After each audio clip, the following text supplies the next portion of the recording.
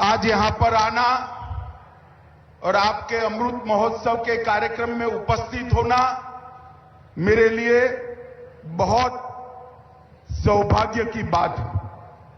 मित्रों, आप लोगों को ये मालूम होना चाहिए कि भारत का भी आजादी का अमृत महोत्सव इसी वर्ष चल रहा है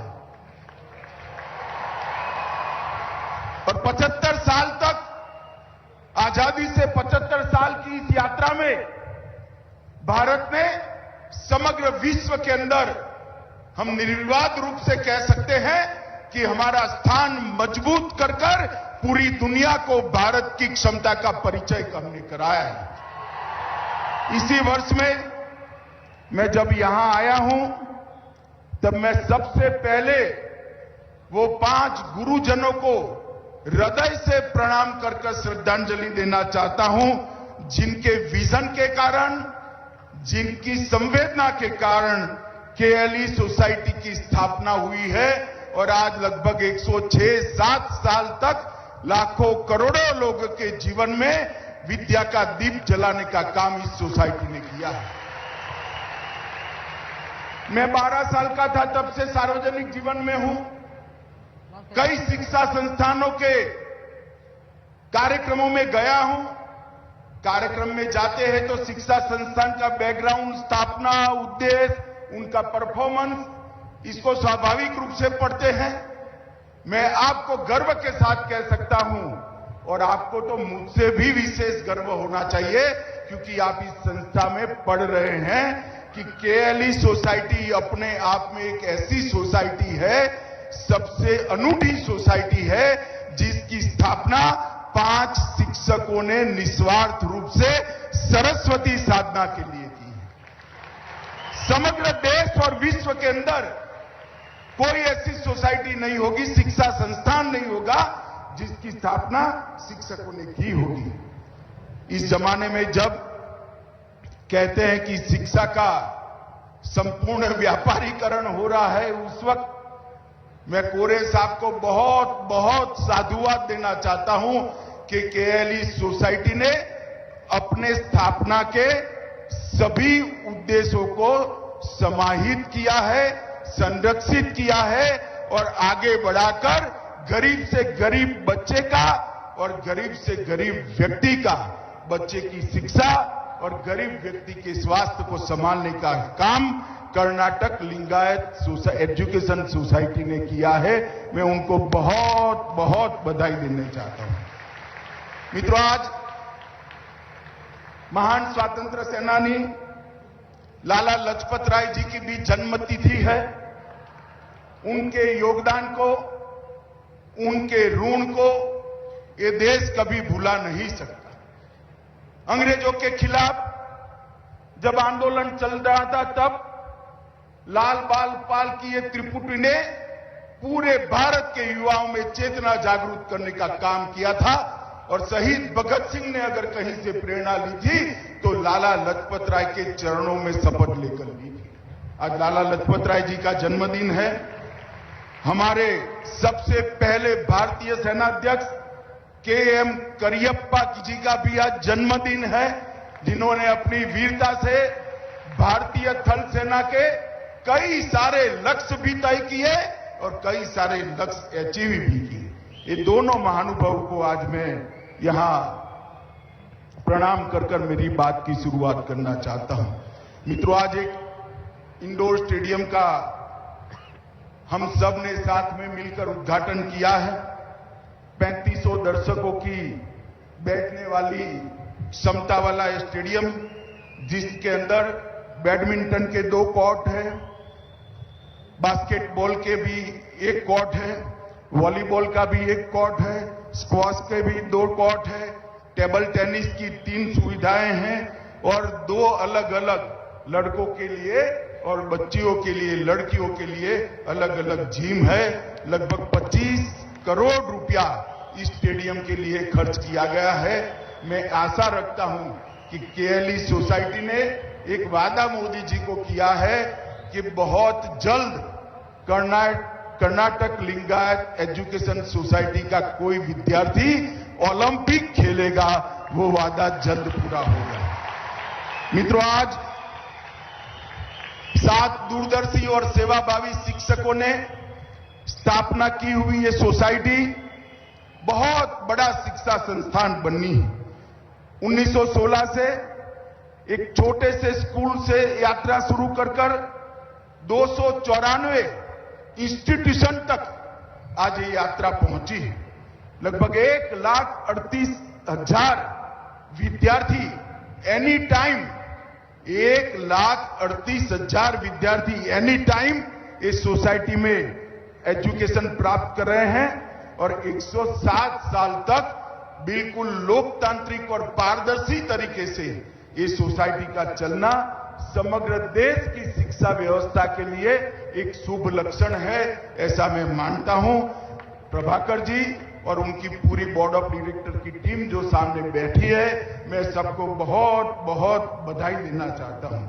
मित्रों, आज लगभग 4,000 से ज्यादा बेड के साथ स्वास्थ्य के क्षेत्र में केएलई सोसाइटी बहुत बड़ा योगदान कर रही है, जिसमें 1700 बेड ऐसे हैं जिसमें एक भी पैसा लिए बगैर गरीब से गरीब दर्दी का मुफ्त इलाज भी होता है, जिससे हमें मालूम पड़ता है कि लोगों के प्रति सोसाइटी का समर्पण आज के जमाने में जस का तस बना है। केएलई टेक्निकल यूनिवर्सिटी के आज 1947 से लेकर आज तक ये बहुत उज्जवल इतिहास रहा है। ढेर सारे विद्यार्थी हैं जो यहां से निकलकर दुनिया के कई क्षेत्र में, देश के कई क्षेत्रों में, कई राज्यों में अपना योगदान दिए हैं। बहुत बड़ी सूची है, मैं पढ़ना नहीं चाहता, परंतु मंच पर जितने महानुभाव बैठे हैं उसमें से ज्यादातर इसी सोसाइटी के विद्यार्थी है, इसलिए मैं सोसाइटी को बहुत बहुत साधुवाद देना चाहता हूं। मित्रों, आज हम सब आजादी के अमृत महोत्सव में, मेरे सामने ढेर सारे छात्र बैठे हैं, युवा बैठे हैं।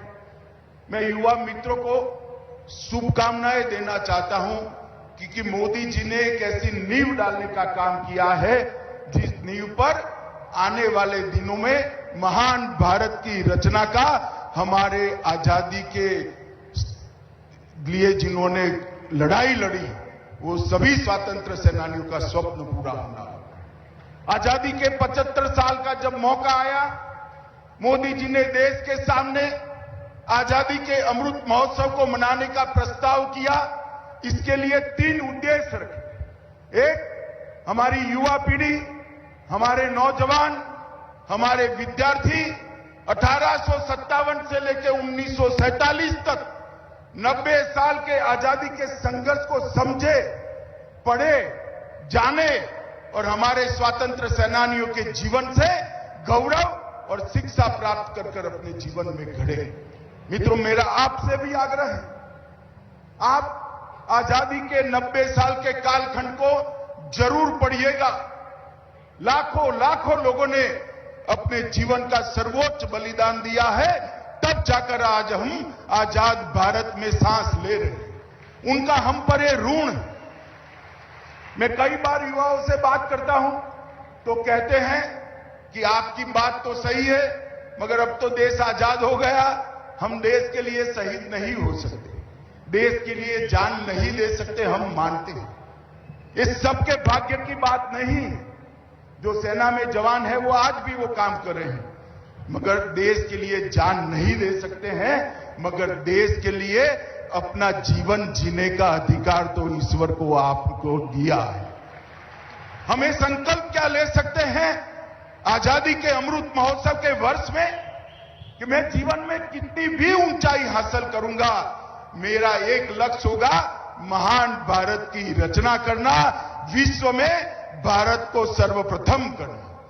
मित्रों, अगर हम ये कर लेते हैं तो मैं आपको बताना चाहता हूं, यहां टेक्निकल यूनिवर्सिटी के छात्र हैं, विश्व में सबसे बड़े टेक्नोक्रेट आप जरूर बनिए, मगर साथ साथ ये भी लक्ष्य रखिए कि मेरा भारत भी विश्व में टेक्नोलॉजी के क्षेत्र में सबसे आगे निकल जाए, सबसे पहले हो जाए और विश्व में सर्वप्रथम हो जाए। आप जरूर अपने व्यक्तिगत जीवन में ढेर सारी प्रसिद्धि, ढेर सारी समृद्धि कमाकर अपने जीवन में यशोगान प्राप्त करिए, मगर इसके साथ साथ हमारा लक्ष्य जरूर होना चाहिए कि भारत भी विश्व में सर्वप्रथम बन जाए।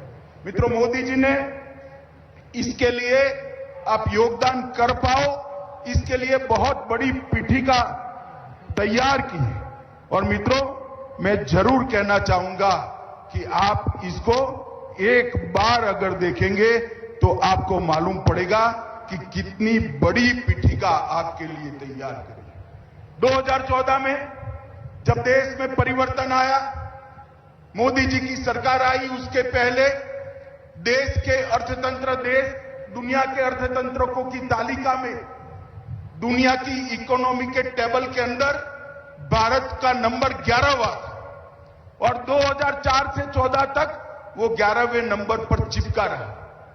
मगर 2014 से 2022 सिर्फ 8 साल के अंदर ही हम 11वें नंबर से 5वें नंबर पर पहुंचे हैं। ये बताता है कि देश कितना है। और एक बहुत बड़े समूह ने आगाही करी है कि 2027 में भारत का अर्थतंत्र दुनिया में 3रे नंबर का अर्थतंत्र बनेगा। मित्रों, मोदी जी ने आपके लिए ही सपना संजोया है कि भारत $5 ट्रिलियन की इकोनॉमी बने। अगर भारत $5 ट्रिलियन की इकोनॉमी बनता है तो आप जैसे टेक्निकल यूनिवर्सिटी के बच्चों के लिए, विद्यार्थियों के लिए बहुत बड़ी ढेर सारी संभावनाएं खड़ी होती है। 2022 में भारत ने 400 अरब अमेरिकी डॉलर का निर्यात का रिकॉर्ड प्राप्त किया है। मित्रों, इसके साथ साथ ढेर सारी ऐसी व्यवस्था बनाई है कि जिससे आपका मिशन पूरा हो सके। मैं स्टार्टअप का ही उदाहरण देना चाहता हूं। स्टार्टअप के क्षेत्र में भारत ने कभी भी कहीं भी इनिशिएटिव नहीं लिया था। 2014 में हमारी स्थिति सिर्फ 3 यूनिकॉर्न स्टार्टअप थे। आज भारत में 70,000 से ज्यादा मोर देन 70,000 स्टार्टअप आज भारत के बन चुके हैं और इसमें 75 से ज्यादा स्टार्टअप यूनिकॉर्न स्टार्टअप बने हैं और इसमें से 30% स्टार्टअप बच्चियों ने, छात्राओं ने बनाए। ये बताता है कि आपके लिए कितना बड़ी संभावनाएं विश्व के मंच पर बनाकर आपको दी गई है। अब आपको आपका लक्ष्य निर्धारित करना है, आपको संकल्प लेना है कि इसमें हम आगे बढ़ेंगे और इसमें से 45% स्टार्टअप टीयर 2 और टीयर 3 शहरों के हैं। ये बताता है कि जिसमें जोश है, जिसमें क्षमता है, वो कहां रहता है वो कोई मायने नहीं रखता। जिसमें क्षमता है उसकी उड़ान को कोई रोक नहीं सकता। मोदी जी ने मेक इन इंडिया का नारा देकर 2015 से लेकर आज तक समग्र भारत को, समग्र विश्व में उत्पादन का एक हब बनाने के लिए ढेर सारी एक्टिविटी की है और इसी के कारण हम 11वीं नंबर की तालिका से 5वें नंबर पर पहुंचे। मित्रों, पेटेंट का रजिस्ट्रेशन किसी भी देश का फ्यूचर, उसका भविष्य बताता है। 2013-14 में 3000 एप्लीकेशन पेटेंट के रजिस्ट्रेशन के लिए आती थी। आज 21-22 में 3000 से बढ़कर 1.5 लाख एप्लीकेशन आती है, जो बताता है कि हमारे युवा रिसर्च के क्षेत्र में कितने होते हैं, आगे बढ़े हैं। 2013-14 में 3000 में से 211 पेटेंट रजिस्टर्ड होते थे और 2021-22 में 211 से बढ़कर 24,000 से ज्यादा पेटेंट रजिस्टर्ड किए गए हैं। ये बताता है कि हम कितने आगे बढ़े हैं। प्रधानमंत्री मुद्रा योजना के तहत लगभग 4 करोड़ 30 लाख लाभार्थी बनाए गए और 2,66,000 करोड़ का ऋण, छोटा छोटा लोन उनको देने का कार्यक्रम किया गया। डिजिटल इंडिया मिशन ने आप लोगों के लिए ढेर सारी संभावनाएं खोली हैं। फिट इंडिया मिशन ने भी इसके साथ खेलो इंडिया और फिट इंडिया मिलकर युवाओं को खेल के क्षेत्र में आगे बढ़ाने के लिए भी ढेर सारी संभावना की। इसके साथ साथ एनिमेशन, गेमिंग, कई सारे क्षेत्र के अंदर नई शुरुआत करने का काम किया है। और सूर्योदय इसके तहत आर्टिफिशियल इंटेलिजेंस, ड्रोन, सेमीकंडक्टर, अंतरिक्ष, जीनोमिक्स और फार्मास्यूटिकल और ग्रीन एनर्जी, ये सारे क्षेत्र आपके लिए खोलने का काम प्रधानमंत्री जी ने किया है। मैं सभी युवाओं को कहना चाहता हूं कि मित्रों, परंपरागत सोच और परंपरागत ढांचे से बाहर निकले, नया सोचिए, साहस करिए और आगे बढ़ने का रास्ता प्रशस्त करिए। साहस करने वालों के पास ही लक्ष्मी आती है। हमारे गुजरात में कहते हैं, साहसे लक्ष्मी वसती लक्ष्मी। मित्रों, साहसे वसते लक्ष्मी, जो साहस करता है उसी के पास लक्ष्मी हमेशा के लिए निवास करती है। आज ढेर सारे क्षेत्र के अंदर मोदी जी ने बहुत सारी अपार संभावनाएं आपके लिए खोली है और प्रधानमंत्री जी ने कई सारे टेक्निकल इंस्टीट्यूशन के अंदर भी बढ़ावा किया है। आईआईटी 16 थे, अब 23 है। आईआईएम 13 थे, अब 20 है। आईआईआईटी 9 थे, अब 25 है। एम्स पहले 7 थे, अब 22 है। मेडिकल कॉलेज 387 थी, अब 596 है। और कुल यूनिवर्सिटी देश में 723 थी और आज 723 से बढ़कर 1043 हुई है। ये बताता है कि शिक्षा का आधार और व्याप कितना बढ़ाने का काम नरेंद्र मोदी सरकार और हमारे प्रधानमंत्री नरेंद्र मोदी जी ने किया है। मित्रों, कॉलेजों की संख्या को भी 36,000 से बढ़ाकर 48,000 48,000 तक ले जाने का काम किया है। मित्रों, बहुत सारे फॉरेन यूनिवर्सिटी को भी भारत में अपने कैंपस खोलने की परमिशन दी है और आज यहीं पर उत्तर कर्नाटक के अंदर ही हमारे प्रहलाद जोशी पीछे पड़ गए थे, इसलिए नेशनल फॉरेंसिक साइंस यूनिवर्सिटी का आज कैंपस भी उत्तर कर्नाटक में आज से ही शुरू हुआ। फॉरेंसिक साइंस का क्षेत्र आने वाले दिनों में देश में बहुत बड़ा क्षेत्र बनने वाला है और फॉरेंसिक साइंस के लिए ट्रेन ह्यूमन रिसोर्स प्राप्त हो, इसलिए हमने नेशनल फॉरेंसिक साइंस यूनिवर्सिटी बनाई है। मोदी जी का ये vision national forensic science university बनाने का विज्ञान के विद्यार्थियों के लिए ढेर सारी संभावनाएं खोलने वाला है, क्योंकि आने वाले दिनों में सुनिश्चित रूप से 6 साल से ज्यादा सजा है ऐसे सभी अपराधों के अंदर फॉरेंसिक एविडेंस को हम कंपलसरी करने जा रहे हैं। अगर ये होता है तो इस देश के अंदर कम से कम 50,000 से ज्यादा फॉरेंसिक साइंस के साइंटिस्ट चाहिए और इसके लिए आज नेशनल फॉरेंसिक साइंस यूनिवर्सिटी जो गांधीनगर में है, इसका देश में 7वां कैंपस बनाने का काम यहां शुरू हो रहा है, वो भी आपकी संभावनाओं को खोलेगा। मित्रों, मैं अंत में युवाओं को इतना ही कहना चाहता हूं, एपीजे अब्दुल कलाम जी की पुस्तक में मैंने एक बात पढ़ी, बहुत छोटी परंतु सूचक बात है। आप आपका भविष्य नहीं बदल सकते, परंतु अपनी आदतों को बदल सकते। मेरी बात ध्यान से सुनिएगा, आप आपका भविष्य नहीं बदल सकते, परंतु अपनी आदतों को बदल सकते हैं। अगर आपने आपकी आदतें बदल दी तो आपकी बदली हुई आदतें आपके भविष्य को निश्चित बदल देगी, निश्चित सुधार। इस दिशा में हम सोचे, आजादी के अमृत महोत्सव के वर्ष में हम भी एक संकल्प ले, व्यक्तिगत जीवन के लिए भी ले और देश के किसी क्षेत्र में योगदान करने के लिए भी दे। जब 2047 में देश की शताब्दी मनाई जाए तब हर एक क्षेत्र के अंदर हमारा ये महान देश दुनिया में सर्वप्रथम हो। ऐसे देश की रचना करने के लिए आप युवा जुड़ जाइए। मोदी जी की अपील पर, उनके आह्वान पर उनके साथ दीजिए और महान भारत की रचना में योगदान देने का अपना कर्तव्य हम पूरा करें।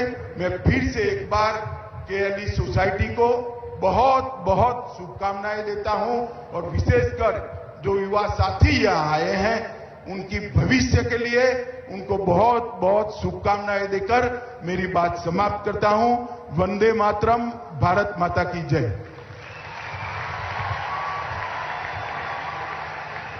धन्यवाद माननीय, आपके ओजस्वी एवं विचारशील वचनों से हम सबको आलोकित करने के लिए।